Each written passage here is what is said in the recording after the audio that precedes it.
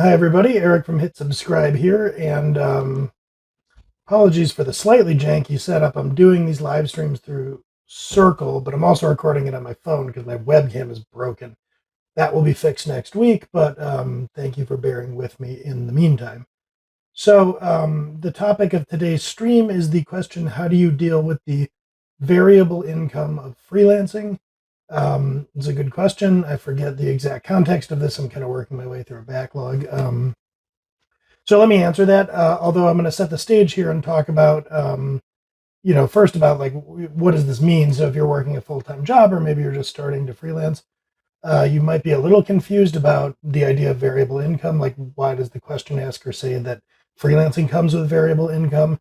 The reason for that is really kind of straightforward in a sense. If you are used to working a full-time job where you probably about biweekly have money direct deposited into your account, freelancing does not work that way.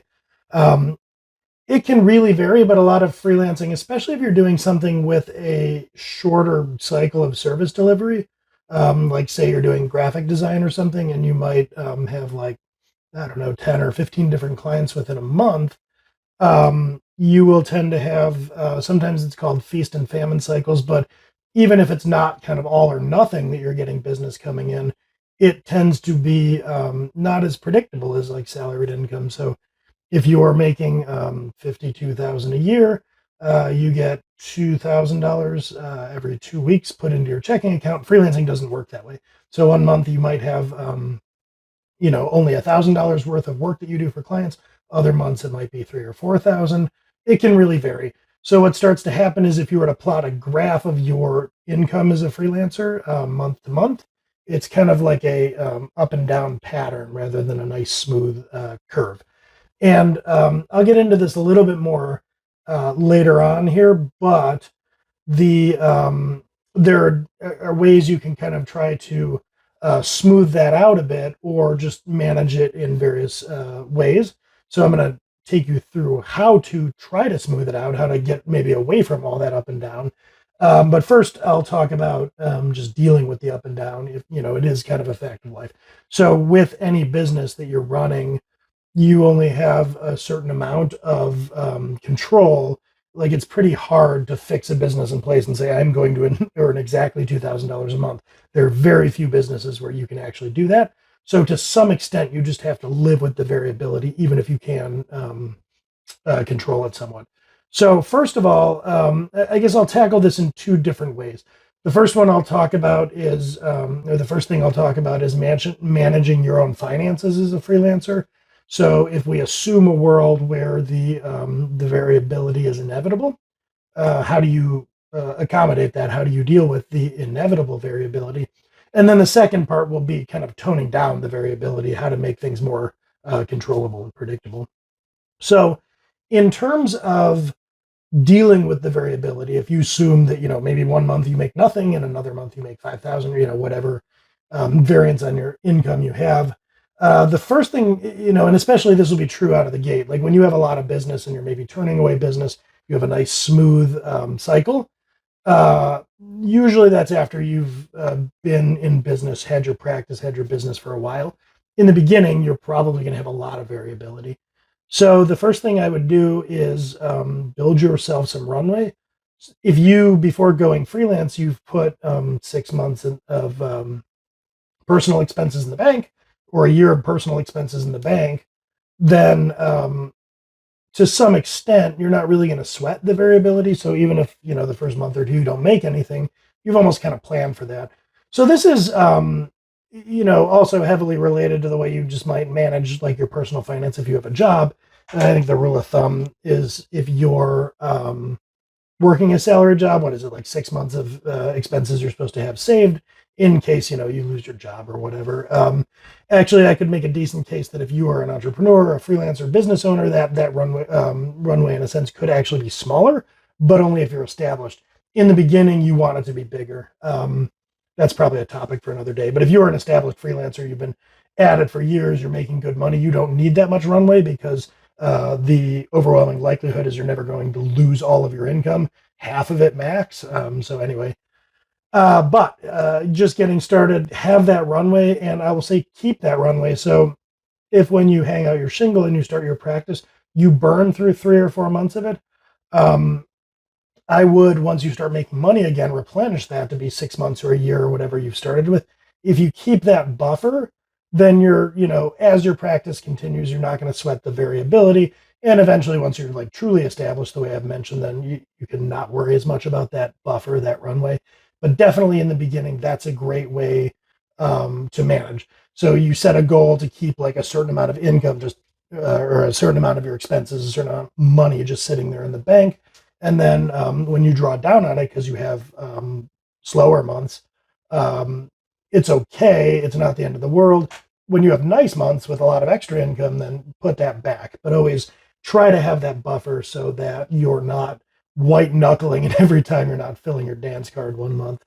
Um, Another thing that I would suggest is so in the salary world, I think it's like the most common thing is like biweekly paychecks or maybe twice monthly. Occasionally you might have company that pays employees monthly. Actually, Hit Subscribe does that just because I've from the outset I always reasoned about my income monthly, and we've never actually moved away from monthly paychecks. I do that at some point, but for the moment it is monthly. And actually, as an entrepreneur or a freelancer, monthly or even quarterly is a good way to reason about income. Biweekly is maybe a little too granular.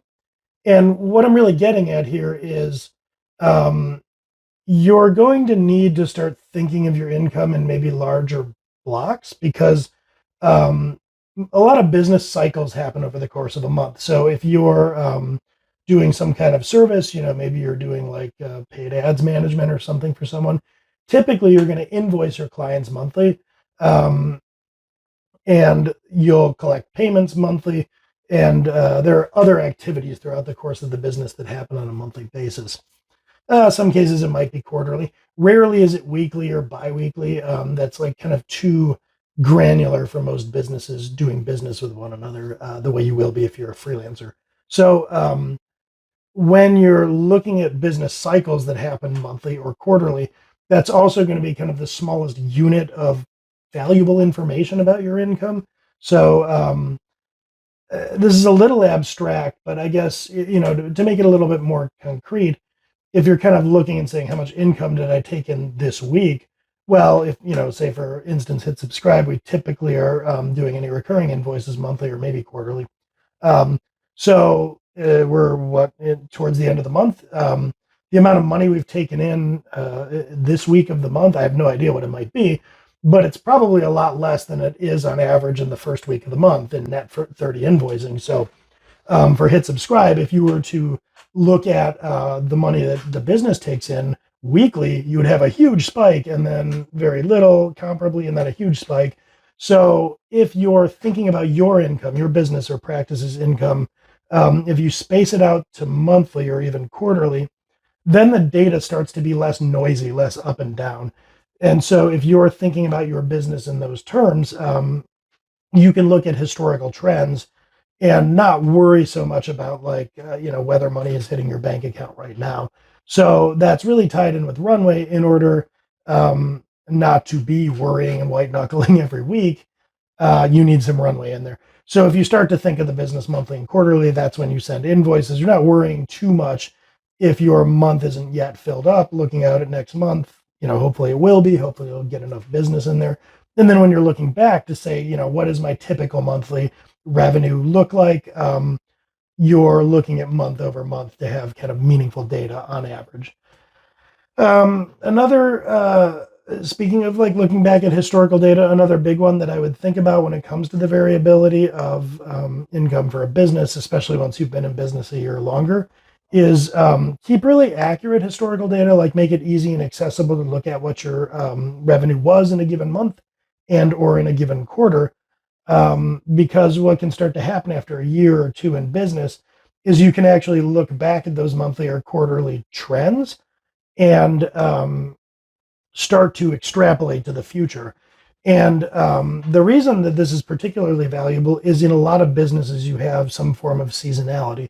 So, for instance, if you were, um, say a CPA or a freelance accountant, you would see large spikes in business like February through April, and then kind of a fall off, cool off for the rest of the year. That's what I mean by a seasonal business. So, I mean, and if you don't, that corresponds to U.S. tax time anyway. Um, so imagine that you went into business as a CPA and you went into business in like October, and you were thinking, "Wow, this is pretty awful. I make very little money." Um, yeah, that would probably be true. That's not the best time of year to go into business. But come December, you might get an uptick because people are doing tax planning for year-end taxes. And then you really start to see a spike in business in January, February, March. Now, in the beginning, when you have very little data, you might kind of panic because October and November don't look good. Or, if you started in January or February, you might get overconfident because your business is booming. So, maintaining historical records lets you kind of even out those months and chart out like an average income that you might have. And furthermore, it kind of like alerts you to seasonality. And when you're alerted to like a seasonality in your business, you can start to, try to do things that offset that. So it's not really a great idea to have all of your business explode in 2 months of the year and then be flat. So you can start to think about, oh, okay, can I run, again, if you're the CPA, can I run some promotional deals to try to get people to do their taxes early? Or maybe I also start to specialize in tax extensions and helping people file over the course of the summer. You start to brainstorm ways to not have so much spike and bust. And that's probably a good segue into the variability, which is what I want to talk about in the second part. But here in this first part, really it was kind of about managing this on the personal side. So to summarize there, build a lot of runway so that you don't panic over the ups and downs, and then get really good at reasoning about your income and your revenue monthly or quarterly, and keep really good like historical data, and always be looking back so that you can start to get a feel for what your average income is in a month or quarter, how that varies by season, how it goes up and down, and that will start to let you make decent projections without panicking. So take our CPA who's maybe been in business for a couple of years. If in October revenue is really down, that person on the personal side might not bat an eyelash. They still might plan that vacation or put the money down on a new house because they know that historically, even though October is a down month, no big deal because things start to pick up a little in November and then they really kick in like December and so on. So having that historical data, having that monthly and quarterly reasoning, and having that runway really lets you kind of weather the storms that may occur in seasonality or ups and downs. So it's really all about predictability and buffer. Now let's kind of flip into talking about preventing that variability, which I started to a little bit with, like run some specials to get people to buy out a season or whatever the case may be. One way that you have to really kind of cut down on the variability is going to be to flip into staff augmentation mode. Now, this is going up on YouTube. I'll put something up here about this. I've talked about it before. I wouldn't flip into staff augmentation mode. That's really no way to run a practice. You're just becoming kind of a pseudo employee. And if you take on the kind of work where, like, especially those of you who are watching that are software engineers, maybe you go out and instead of getting a job, you take on an indefinite contract as a contract programmer for Megacorp Inc., and you're just doing that for a year or 2 years. That really does cut down on the variable income. But the reason it cuts down on the variable income is you're simulating employment. So you're just going back into a quasi-employment situation. And employment, whatever you may or may not say about it, has a very predictable income pattern, at least until they lay you off, and then it goes to zero. But whatever else it is, absent that layoff, it's quite predictable. And this is more or less true for a staff augmentation contractor as well. You're going to go sign on, do contract work for 40 hours a week, and you're going to keep doing that till either they kick you out or you get tired of it. So that is one way to cut down on variable income. It's not the way that I would recommend. You want to kind of fight through the burn of that variability of not taking on long-term open-ended engagements and then come out the other side with more predictability. But in a pinch, if you really can't suffer the variability anymore, you could sign on for an open-ended engagement that occupies the majority of your time. Or if you at least want to try to keep the lights on from a business development perspective, maybe you could do one for 20 hours a week or 30 hours a week, which would create like a steady kind of base of income while you try to fill up your dance card with other things. Um, so another thing that I would say, kind of along these lines, if you want to create some more stability in your income, more predictability, minimize the variance, is you can start to think about what sort of things you could offer that you could do in parallel. So think about shortening the scope of an engagement.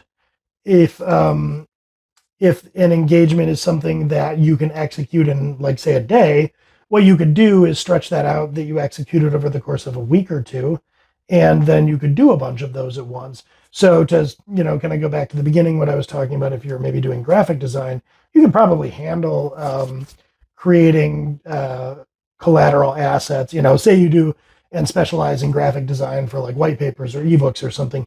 You can probably juggle, five, six, 10, I don't know how many of those in parallel. So if you can service a lot of business in parallel, then you're not dealing with a situation the way you would be if, say, your business was like doing custom website builds. If you're doing custom website builds that take you 2, 3 months, kind of hard to do those in parallel. You can maybe be doing two, maybe three of those at once.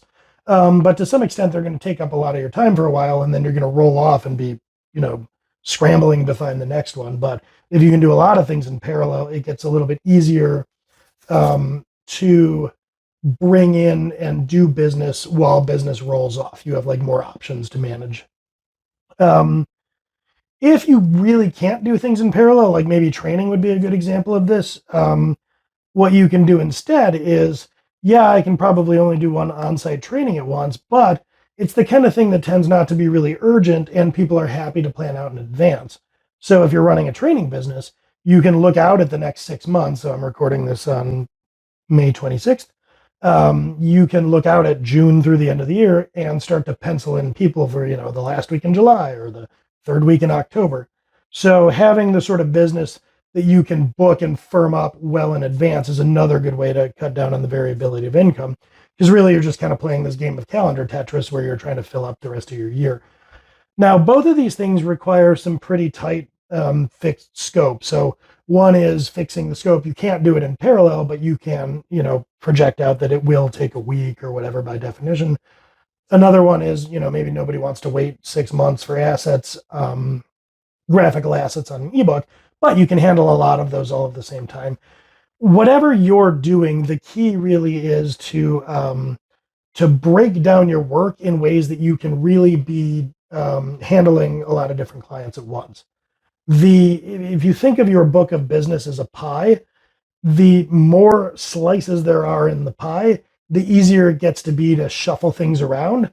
And through the game of, I don't know, large numbers, but like enough numbers, you start to be able to really kind of manage the workload a lot better with a lot more granularity is the key there. So if you're, over the course of a year, if you're serving 100 clients, it's really easier to massage that in such a way that you're, or call it 120 clients for easy math. It's a lot easier to massage that in such a way that you're doing 10 per month. If, on the other hand, you're only serving, 4 clients over the course of a year, you're really going to have to try to find a way such that you're working with all of them in 3-month blocks. And that's tough to do. So generally, look for ways to break down the scope of work so that you can manage it in more granular fashion. And another thing that you could do is think of ways to generate kind of what's called recurring revenue. So maybe you have some kind of offering, or at least part of what you're doing in your business is to offer some sort of service that you can do, and it's $1,000 a month or something. So if you get clients that are signing up for your services, and you can pencil several of them in at $1,000 a month, and you don't have to keep reselling, but they keep working with you, that's another great way to create a lot of predictability.